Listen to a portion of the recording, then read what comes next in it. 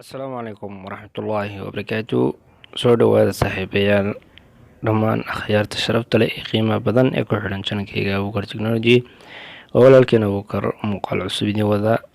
Subax wanaagsan, Jumco Kariim.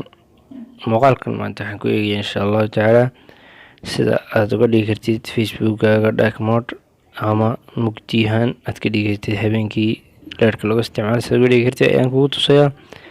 badanaa habeenkii leer gaara lagu isticmaalo ama iftiin gaara oo ka duwan ka maalintii lagu isticmaalo.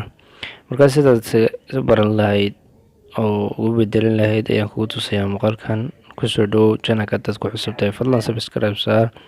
haddii kale nala joogtana fadlan like saar muuqaalka siina share garay mahadsanid. waran daawad waxaa soo furaysa applicationka aad muuqaalada ka daawatid maalin walba. si markaa usoo fujiyso kugu soo baxo waxaad tegaysaa qeybta setting loogada ay taabanaysaa. waxaa ka dooranaysaa qeybtan hoose ay ku qortay setting markaad doortid sidan ayuu kugu soo baxaya ama dashboardkan ama sidan kugu soo baxaya. waxaad kasii dooranaysaa qeybta ay ku qortay general.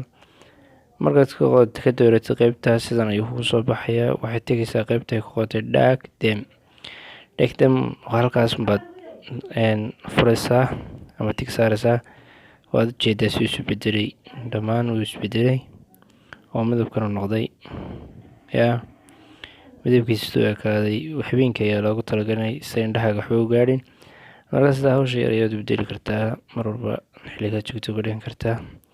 fadlan haddaad channelka cusub tahay kusoo biir, subscribe saar, nagu soo biir mahadsanid.